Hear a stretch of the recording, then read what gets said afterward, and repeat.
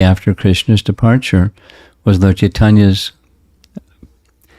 appearance, and the principal teaching, duty-wise, for Lord Chaitanya is, of course, chanting of the holy name.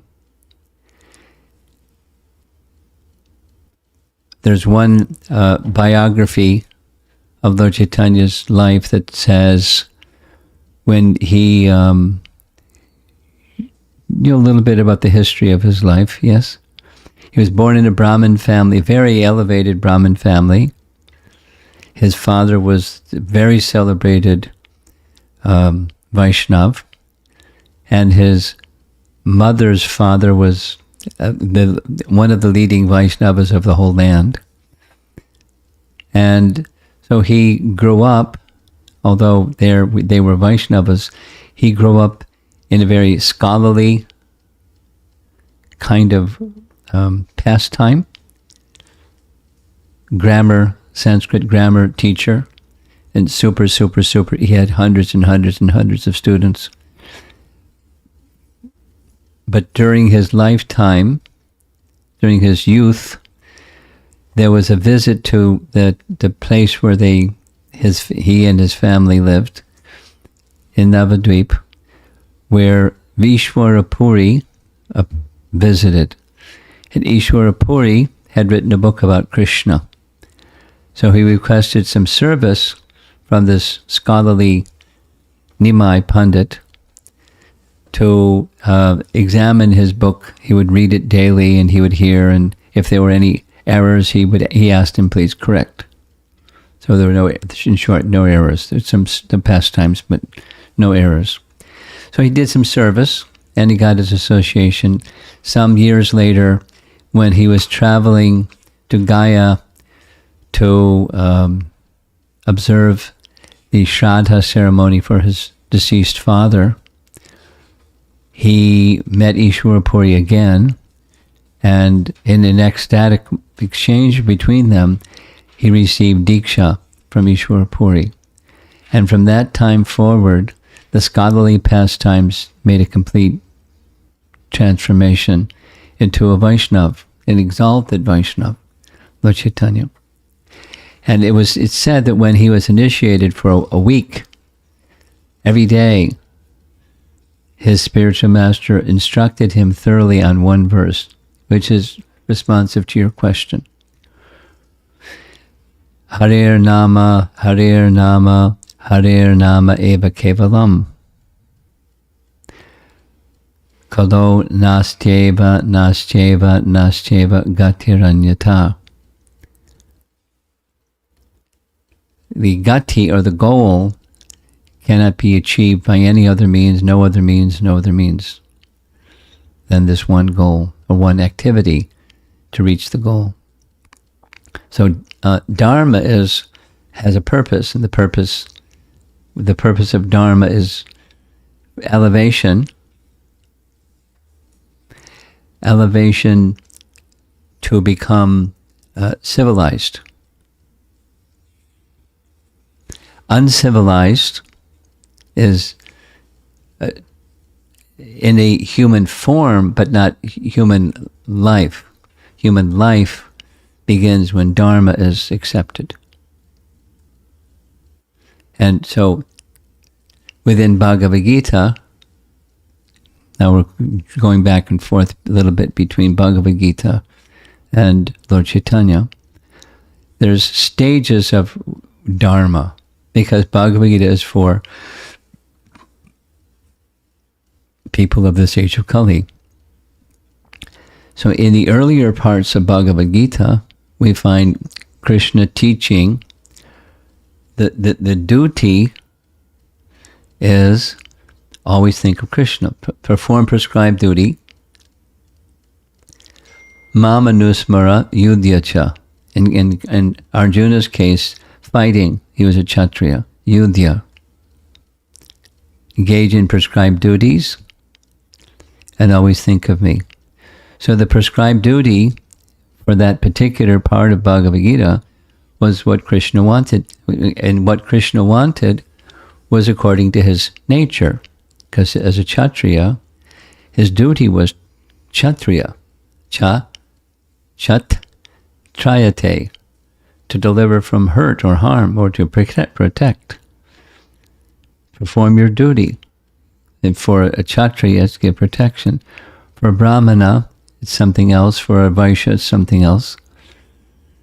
There's a swabhava. According to swabhava, one has duties.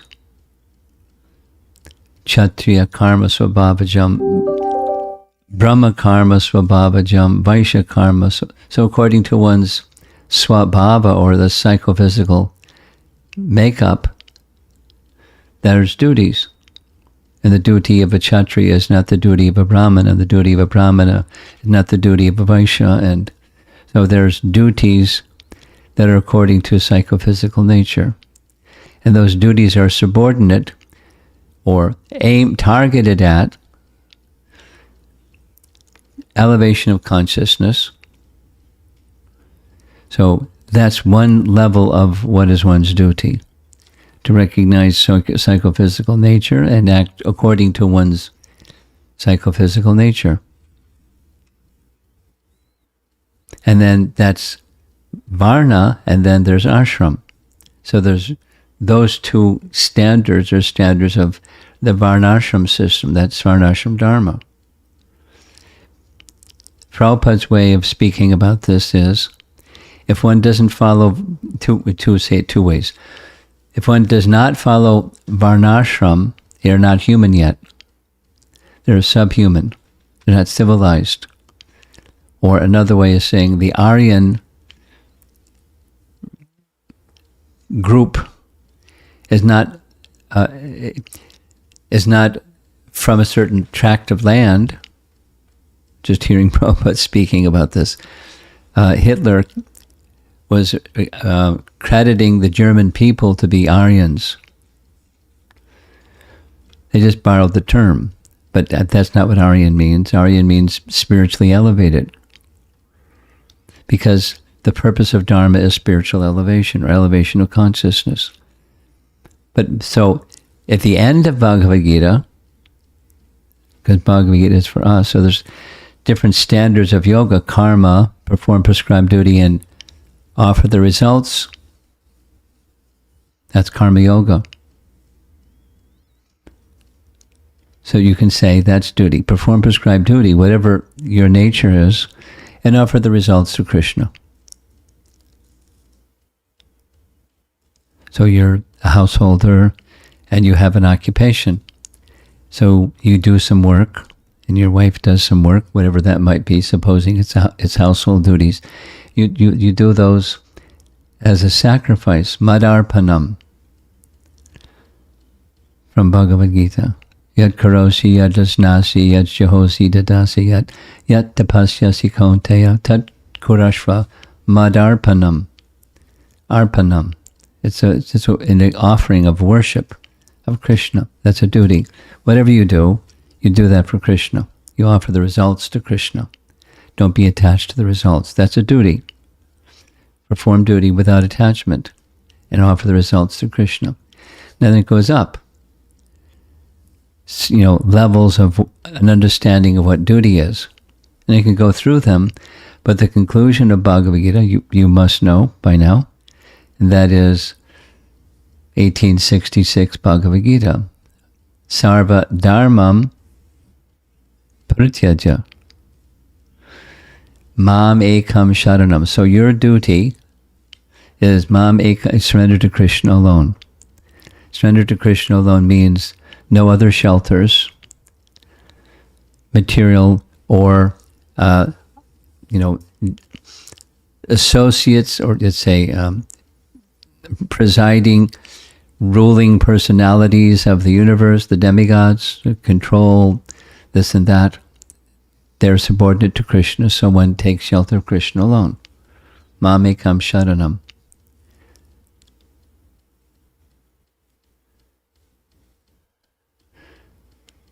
Both in terms of varna and ashram.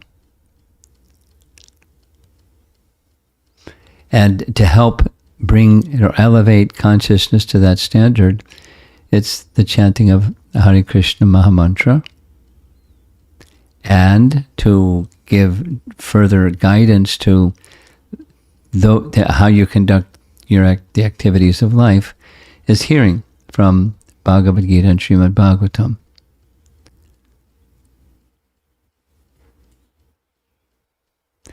And to support both of those activities is sadhu sangha.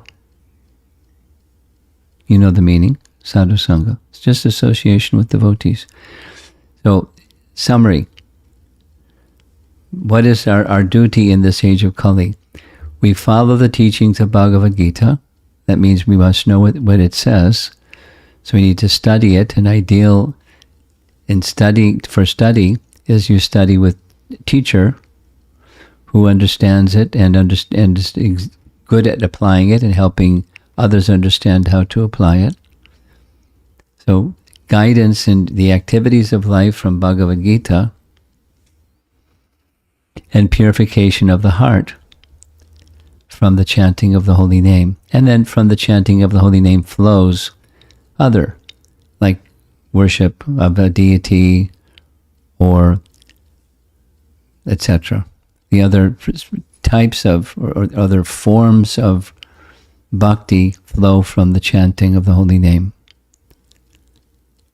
And then so that those other forms of bhakti become enriched and elevated and purified on the strength of the chanting of the holy name. So the chanting of the holy name has some qualitative adjectives like attentively, regularly, etc.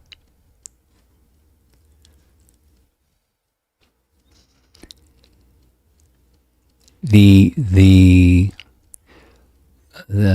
duties of life have a goal. And we can say that, the earlier stages is become human or become civilized. Prabhupada would sometimes define Aryan means one who knows the progressive values of life. Progressive values of life, then that requires some elaboration, but spiritual elevation. What does spiritual elevation mean? It means connecting with Krishna. That which is the source of everything, connect with that. And become clear what the source of everything is and connect with that. Connect everything with that. See everything in relation to that, because everything is in relation to that. And then interact with everything in that consciousness that this is paraphernalia that is meant for Krishna's pleasure. Let me interact with this object that's meant for Krishna's pleasure, That's the duty of life. And one who lives one's life in that dutiful way, then the goal reaches higher than just becoming civilized or, a mature human entity or an Aryan.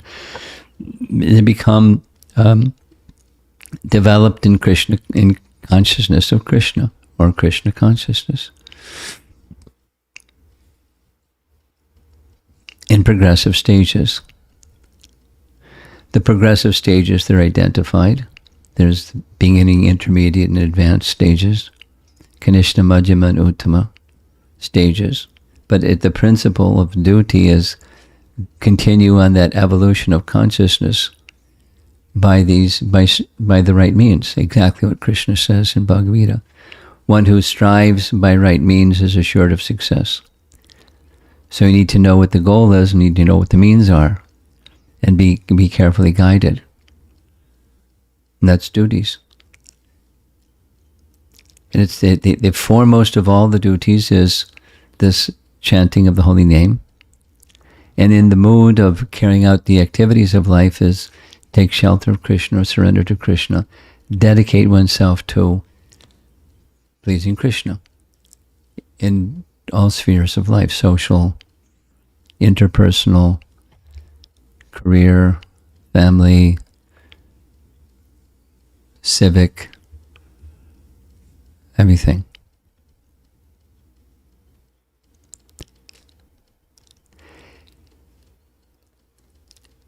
Now, as consciousness becomes elevated, then it becomes a natural outcome, and as well as an expected outcome, that good conduct will follow. Sadachar, or Vaishnavachar, the character or activities, qualities of a Vaishnav. So one can say that's also a duty, to develop and cultivate the qualities of a Vaishnav. So then one needs to know what from your study group or various ways of Shastra, we come to know what the natural and elevated qualities of a Vaishnava are. And a really good place to begin is Bhagavad Gita in the 13th chapter. Krishna identifies a number of characteristics or qualities of a Vaishnava. Amanidvam, adambidvam, etc. And so once we know what a qualified Vaishnava looks like, we follow, we model ourselves after that. And if we find there's some shortcoming, we work on that shortcoming, particularly on the strength of chanting and the association of devotees that can help us overcome shortcomings in certain areas of character or conduct. And then we model it for our family and the community, and those are further descriptions of what our duty is. To model the life of an ideal human being. The ideal human being, the apex, is devotion to Krishna, and pure devotion to Krishna. So we strive for that. That's our duty. And again, to understand, well, what does that look like? And how close am I to that? Then that we have scriptures to help. That's the standard that we go by.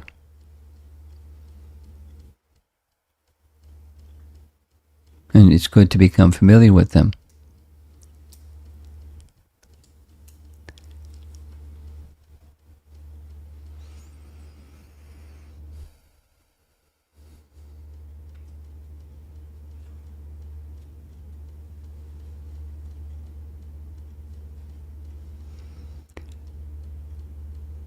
So maybe you two in particular, because this topic was requested by you two, could you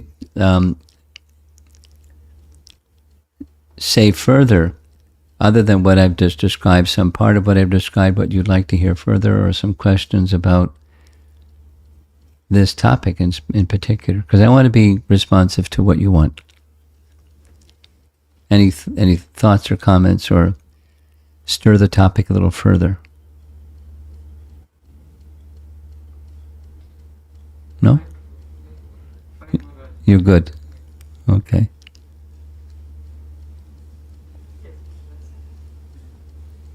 Clear.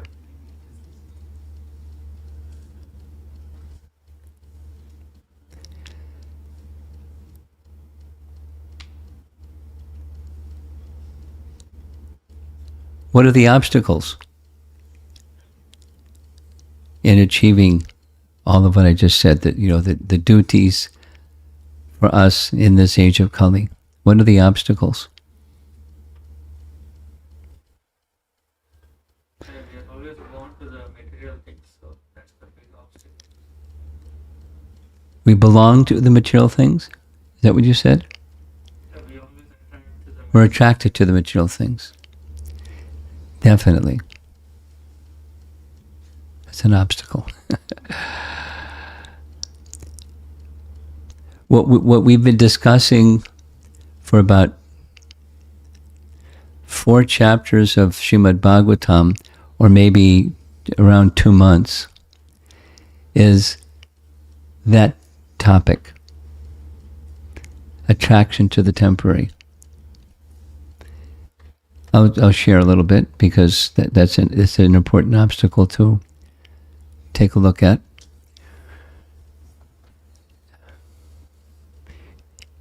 You know who is Arjuna. So you may also know who is Uddhava. You know who is Uddhava?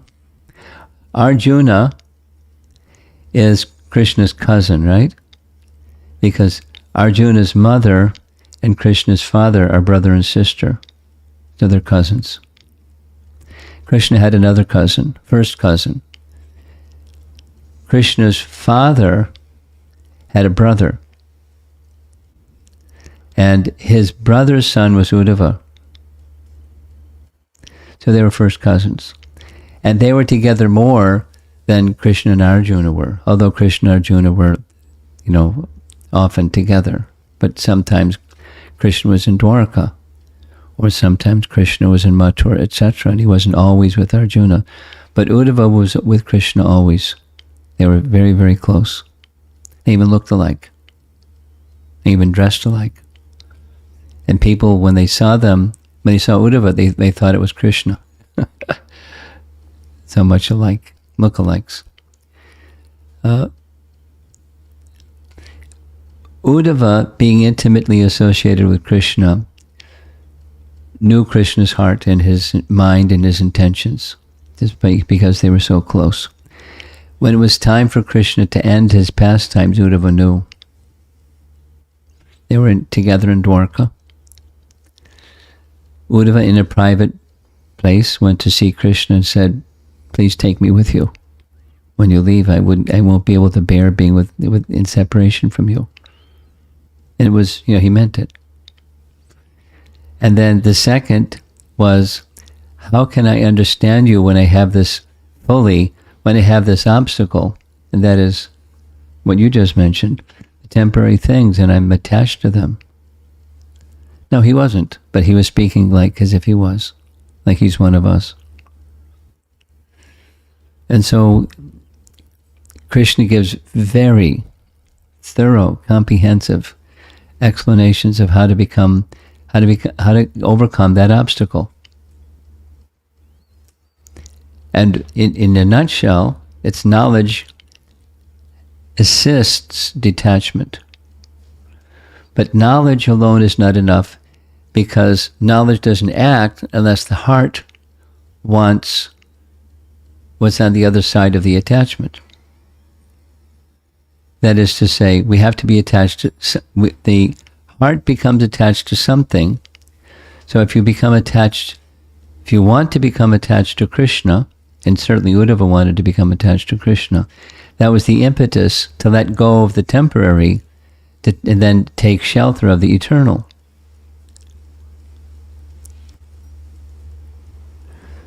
So something that will help you make progress or fulfill the duties of a householder in this age of Kali, one of the best is to be very clear that the goal is to be connected to Krishna. This coming weekend,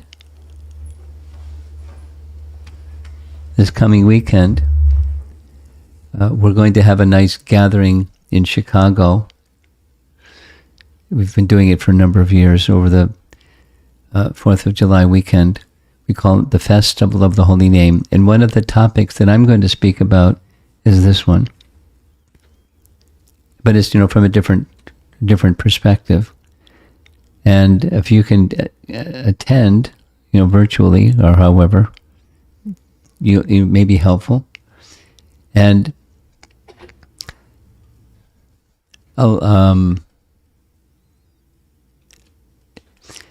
something I'm accustomed to saying is like this: if we want to leave the house, best if we know where the exit is. The exit is most likely the same as the entrance. We all came into the house through that door.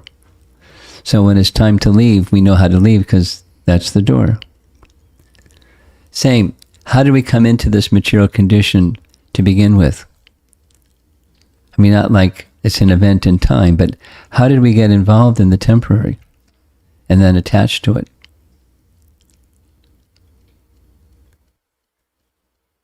And if we can understand that one carefully, we'll understand how to get out. If we don't understand it carefully, we'll kind of linger for quite some time.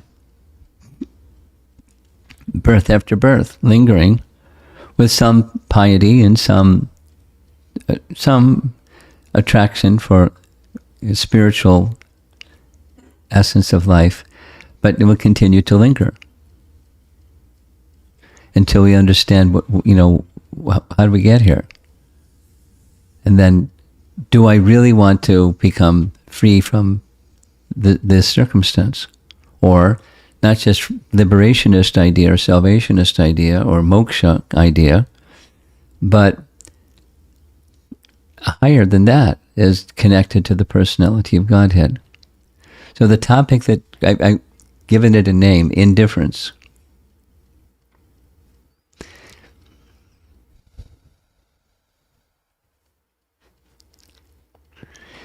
At the heart level,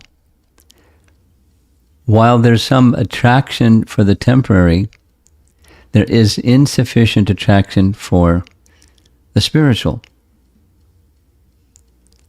Now, there's some attraction for the spiritual, but it's not sufficient.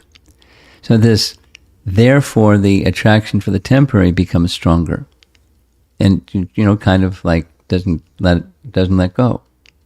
Even we're striving to some degree towards the spiritual. It's not sufficiently strong. So we'll be discussing this. It's this indifference topic. It's a good topic to help us. Because the persons assembled here in your home, we're at different stages of our bhakti life. And some are here, and some are here, and some are there, and some are, different places. But the principle applies to all of us. There's some affinity for the spiritual, there's some affinity for the temporary, and it's hard to go beyond that. It's not, it's only true at this stage, and it's not true at that stage, or it's not true at that stage. It's true. There's affinity, and there's degrees of it, but it's so the behind it all is this indifference. It's how material affinity. Supposing you're in a neutral space. There's not like an absolutely neutral space, but supposing you're in a neutral space. How long can you stay neutral? And since all around us is the material energy, there's going to be naturally some attraction for the temporary. It's natural. And it becomes, we're quite familiar with it. It becomes, habitual. We don't like the unpleasant part that goes along with it, but we keep doing it because we're attracted to the temporary. Because we're not paying sufficient attention to the eternal. So a duty, and to overcome the obstacle of affinity for the temporary, is giving attention. This is a bhakti principle, giving attention to that indifference towards Krishna. Let's say, even when you're reading, or even when you're chanting, or doing spiritual activity, what to speak of the rest of the day and the rest of the week. The qualitative way in which is there indifference or its opposite when we're doing those activities. And then if we do them without indifference, but with some purposeful, at a heart level, the purposefulness of connecting with Krishna, connecting with the source of everything, connecting with the spiritual values of life, then the rest of our activities in life will become more spiritual. Same activities. You work and family and taking care of the house and whatever you do. The yad karoshi, yad asnasi, yad jahosi, tadasi yad. It doesn't just make an offering to Krishna. It becomes your life. At least the opportunity is there. as the opportunity is there to go from uncivilized to civilized, the opportunity of the civilized is to become elevated into the stage where we're actually making connection with the personality of Godhead. But complacency is kind of, I'm feeling okay. And so, what's the problem? Until the complacency invites Maya. That indifference invites attraction for the temporary again, which we're very accustomed to. So it's hard to go beyond that space. Welcome to the club. We have lots of company in the Sangha of practicing Vaishnavas. So the practitioners of Vaishnavas are a service that we can do for one another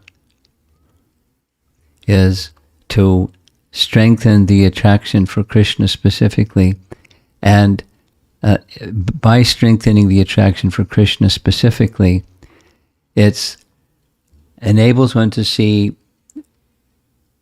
paraphernalia or stuff or God's creation or whatever as belonging to Him and meant for His pleasure, because that's the bhakti principle of life. So it's good if we can ourselves and help one another awaken that. That's why the sadhu sangha principle is so important.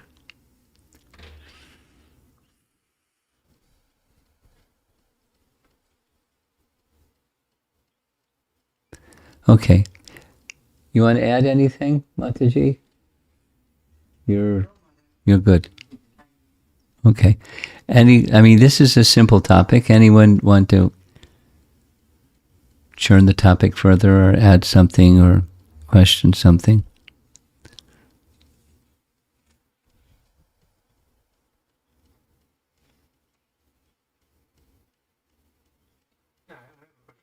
Okay. Do we have a microphone?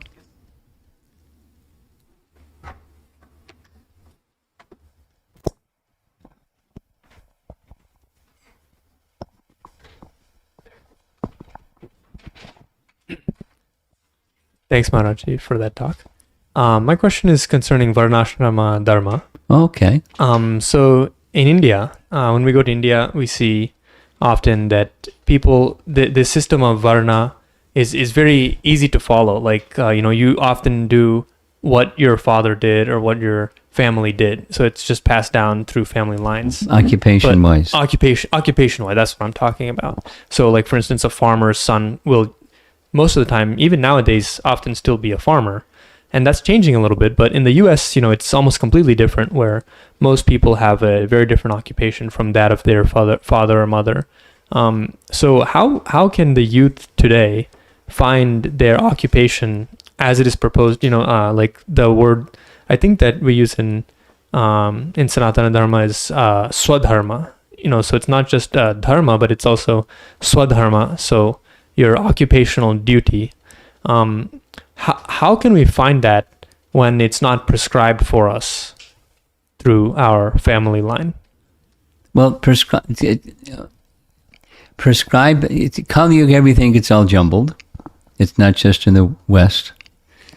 It increasingly will become more jumbled. But the principle of swadharma is swabhava. Just, from the 18th chapter of Bhagavad Gita. It's not elaborately discussed. It's more elaborately discussed in the Bhagavatam. But when you see this in yourself, you introspect, or with those that are guiding you, good friends and elders who you look up to, who can see these are the characteristics that are operating in my life. This is my swabhava. Now, if one wants to go, carefully by scriptural indication, which is wise, then there's indicators, or Prabhupada's word is characteristics, swabhava characteristics. Sama damak tapak shocham shantir arjavam evicha jnanam vigya. So those are the swabhava of a brahmana. So when you see somebody that has that swabhava, that it is indicative of what their varna is like. I'll give a little example. This is from the life of Bhaktivinoda Thakur. When he was growing up, his father died when he was very young, and so he was in the care of his grandfather. And he was, well educated. He was educated with the Tagore family, in the best of schools and so forth and so on. And when he graduated, there was a relative that placed him as a manager in his company. And one of the first things that happened when he was the manager of the company is he noted that there was a discrepancy. That was a customer was underpaid, or they had been overcharged. That was it. So he brought it to their attention that they were overcharged and paid them back. And the person who he was the manager of that company said, "You have the wrong profession. You should become a teacher." So he became a teacher, and then from that he became a lawyer, and then he became a judge, and because he had the adhikar, or the swabhava of a brahmana. He didn't have the swabhava of a vaishya. And if you're going to be a vaishya, you have to have a certain swabhava. So, if you're properly, it's for persons today. It's two things. It's all it's all jumbled up. It's not at all very clear, and it's not that that you're going to learn from your father. My father was an Ayurvedic doctor, and so I learned how to identify the herbs in the forest and take the herbs and make the medicines and mix them this way and that way and tell pulse. And I learned all that from my father because he's a doctor. So that became my profession. I learned from my father. So that's not going into farmer or whatever. It's not going on. So and therefore we have a lot of confusion, and I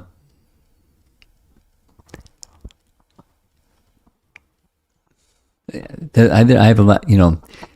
Career guidance for young people is really difficult.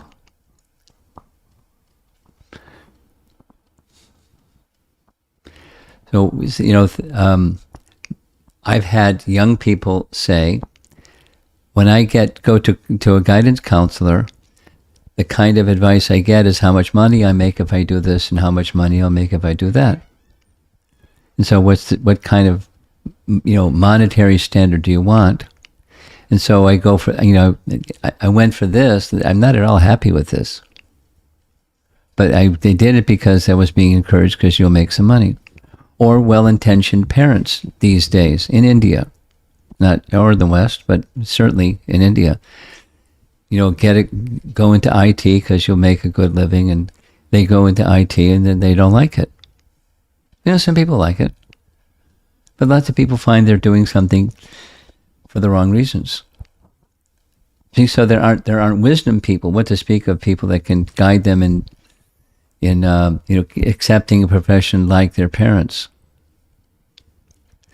And then, young people don't necessarily have the same swabhava as their parents. That's in Vedic culture as well. Sometimes, but sometimes not.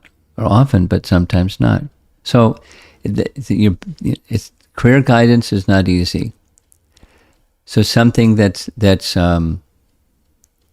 advisable is going on, at least in America, a whole lot, and that is apprenticeship. I just got a letter today from somebody that's in pre-med, and during this summer they have an internship, and it's in a certain field, and they thought they would like it. They found out they don't like it. But, it's just internship. They don't have to get strapped into a career they don't like, because now already they know they don't like it. but their supervisors saying, "Oh, you stay on another month, and you can do some publishing, and you get some, 5 stars after your name, and it'll help you go into whatever the career that you want to field that you want to go into." So they're going to do that, but they know that that's not a field they want to go in. Medicine and health, and so, so a lot of the learning is stumbling through apprenticeship. And what's it really like if I'm going to be an architect? Do apprenticing under an architect, and then there's different kinds of architecture, and so forth. I mean, I'm thinking of people that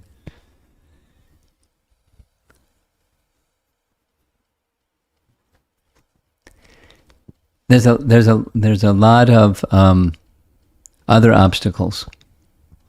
The millennial obstacle of using the phrase of millennials is make a difference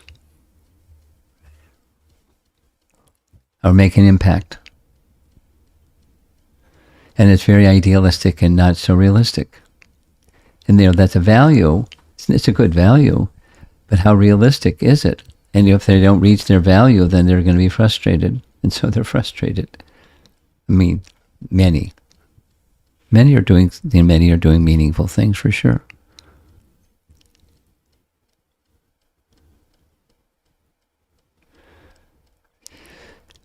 A lot of it has to do with in modern. This is you hit a button that I have some strong feelings about. A lot has to do with parenting, and parenting where the parents see propensity, and they not like helicopter parents, but give facility to develop this, or develop that, or develop the other, and see where it goes. It's kind of like the Vedic model. One of the purports in the Bhagavatam I like is in Bhishma Dev's instructions to Yudhisthira, Canto 1, Chapter 9. There's a nice long purport where a teacher in the Vedic system would take on students, but they weren't necessarily from the same family as the teacher, and he would do two things. He would see what is their, they would train character, because that's for everybody. And then the second is see what their nature is. And according to their nature, he would give them training in some occupation. One teacher who was very skilled and could train them in this and that. And if there was some area that they weren't so capable in giving training, they would turn them over to another teacher that was. And the teacher would train them in that field from boys, from young age. And then secondarily was, are they attached or detached? And are they meant for household ashram? Or are they meant for brahmacharya ashram? And they would, engage them for a career that they could maintain themselves as a grahastha, if there was grahastha inclined. Anyway, so it was very much with a qualified teacher that had vast wisdom and lots of sensitivity. Not just, you learn the profession from your parents. No, that's for brahmanas and kshatriyas. Vaishyas had their own kind of schooling. And, like Krishna didn't go to school until he was 12. But there were brahmanas to guide them, as well as their parents. And their parents would consult with the brahmanas. The brahmanas would guide the parents, and the parents would assist their children. Even when the varnashram system was more intact. So it's very complicated. So back, it's Kali Yuga, and it's very upside down in disarray. So therefore, there's some fundamental things that a person growing up, persons that are parents and persons that are growing up, need to bear in mind. Given it's Kali Yuga, and as a parent, my son or daughter is not necessarily going to have an occupational inclination like mine. And that's just fine. And so what is that occupational inclination? And what are those resources that can help them grow as they're learning something?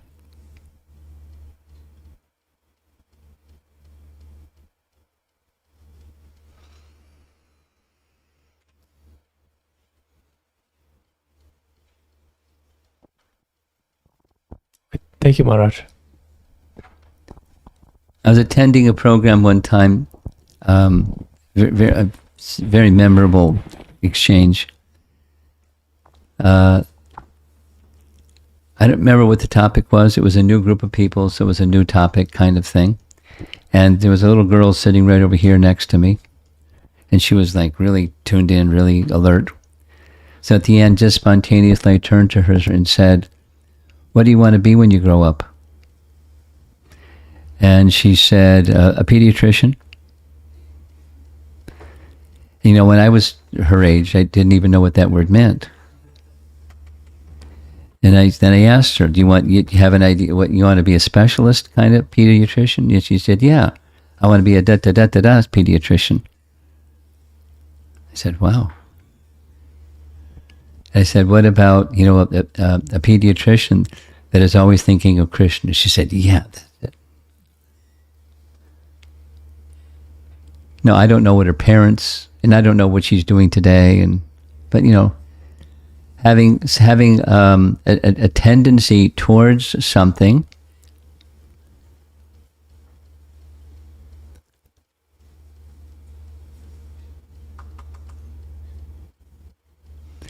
helps, and then be ready to be, you know, adjust what that tendency is according to, you know, your learning experiences and your exchanges with others.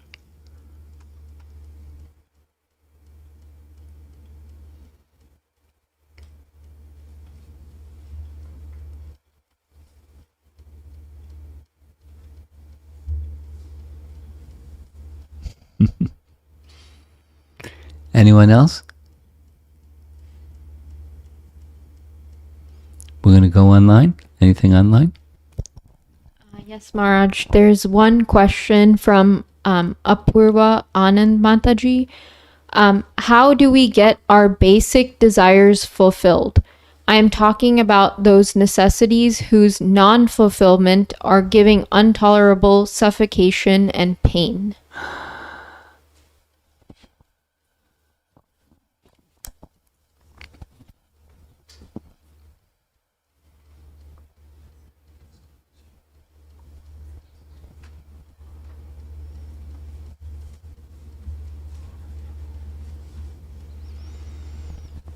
I'm thinking three different things in response to this question. One is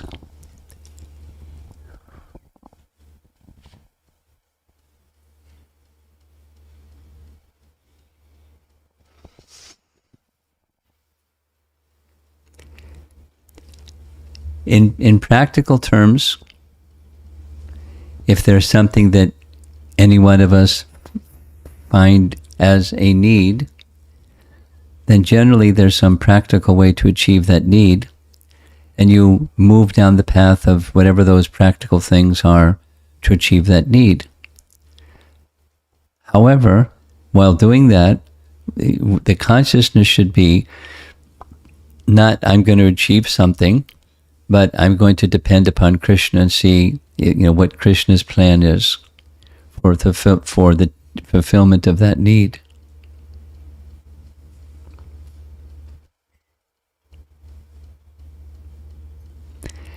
And if it doesn't come,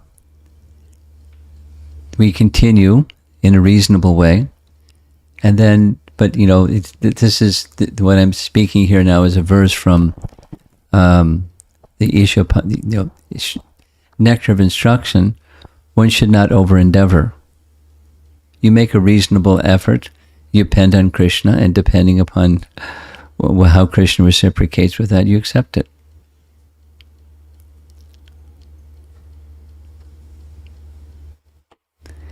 And it may look, how the reciprocation that comes from Krishna may look different than what you had in mind of what it should look like. I mean, just thinking about your question, I was tempted to say it, now I'm going to say it based on this question. When it was time to go to college, my father was very kind. We had a very close relationship. But, he didn't so much instruct me, but at one point in time, he, gently but firmly put his foot down. And he said, what do you plan to major in when you go to college? And I said, well, I was thinking to just have an undeclared major and explore a number of different fields and then decide in my sophomore year. And he said, I don't want you to go to college without having a career plan. And I was like, wow, that's not Dad. He just would be very understanding normally. So I thought about it, understanding, that's what he wants, and there must be some wisdom behind it. So I said, after thinking about it, I want to enter pre-med. I said, okay. And then when I entered pre-med, it was, I found things that I didn't like. One of the things I didn't like is I found people that were in their graduate level were cheating. They didn't do any work, and they made up some numbers as if they were doing a research project and to go out to the next level, and they just fudged the whole thing. And it was wasn't just occasionally. It was. I didn't want to be part of that. So I kind of pulled, and then, this apprentice thing, I started to realize, the ideal of helping people isn't really necessarily what medicine is.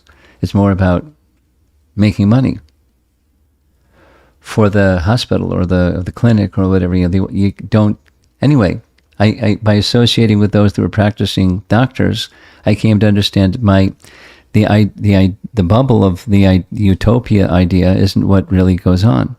And that was my experience. And so that idea of being service-minded found another venue.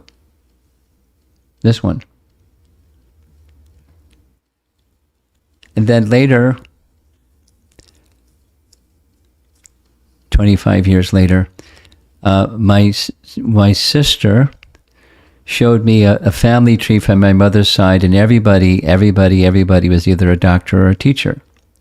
So I realized that's my doctor or teacher thing that's hereditary, and that's what I'm doing.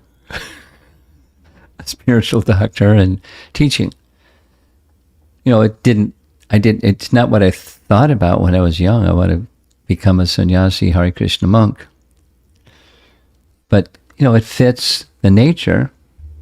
It's just by being genuine and Krishna sending opportunities and so on, how life moves.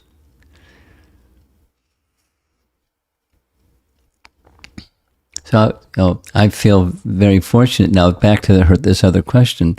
There was a need to be in service to others, and when you have a need, then the need can be met. And if it doesn't look like what you thought it was going to look like, that's quite okay, because human needs are reciprocated with by Krishna. And a second response to this question is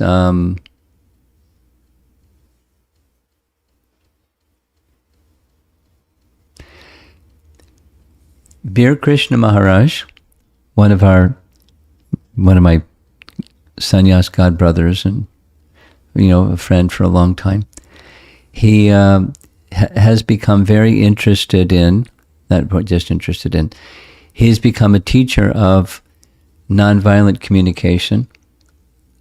Nonviolent communication has an acronym, like everything does, NVC. And he teaches it in devotee communities. And he's teaching some devotees who are very close to me in this principle. And one of the principles of nonviolent communication is need-based. The teaching is need-based. If you're very clear what your needs are, you just communicate according to what your needs are. And you try to understand from others what their needs are. And to your capacity, be at least aware of their needs and reciprocate with their needs. And she's wanting your attention.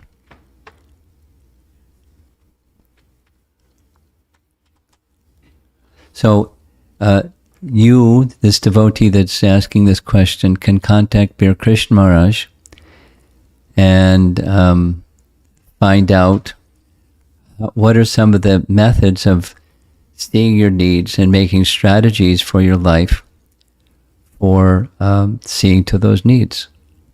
There's levels of needs. There's physical needs. You have to have food, and you have to have rest, and you have to have there's social needs and emotional needs, and there's needs.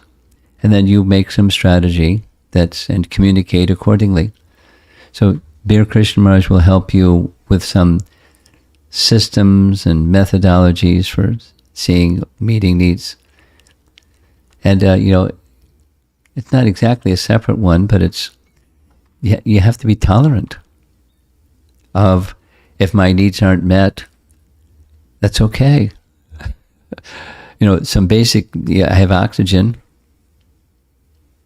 I can breathe. Anyway, there are some really core basic needs, and some people have difficulty when they have COVID, they can't breathe. That's a really serious thing. So count your blessings and be tolerant when some needs aren't being quickly met, or even after some sustained period of time, they're not being met. You learn to tolerate. Accept your lot of life that's come your way, because there's nothing you can do about certain things in life that just don't come. Something else? Yes. Sanchari Dasi asks, is Maslow's hierarchy of needs accurate? I have no idea. So this is a college question. I don't know what Maslow's hierarchy of needs are. I can't respond. She can ask Bir Krishna Maharaj. He might have an answer. Okay. Probably would say it's not so good. Okay. The next part was, how would it be applied in spiritual life? I don't know what the hierarchy of needs are. Next. That's it. Anything else in the room?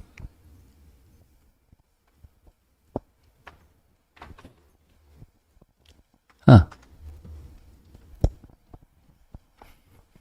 Hare Krishna Guru Maharaj.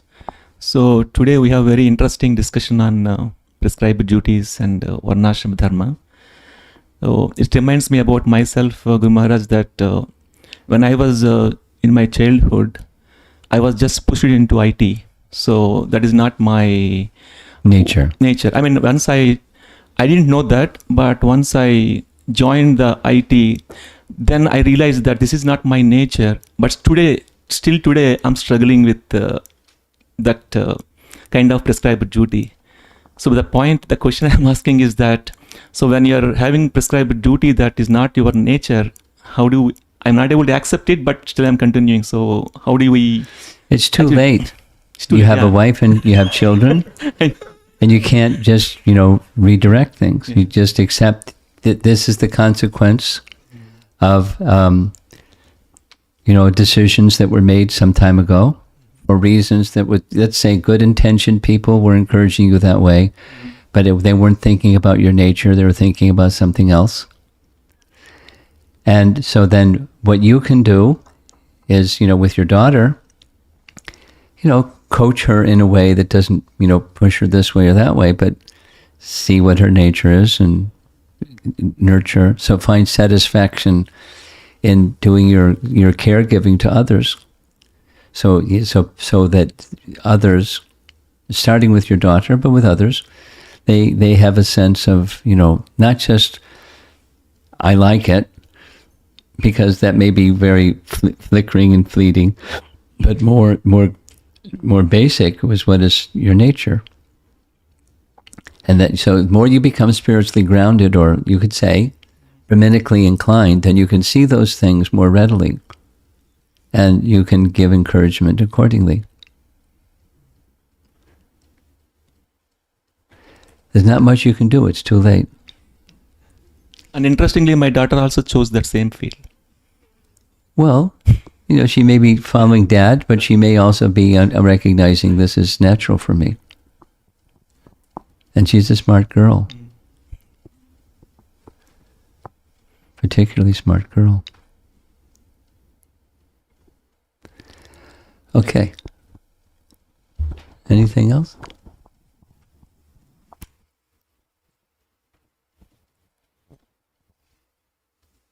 Okay. Srila Prabhupada ki jai.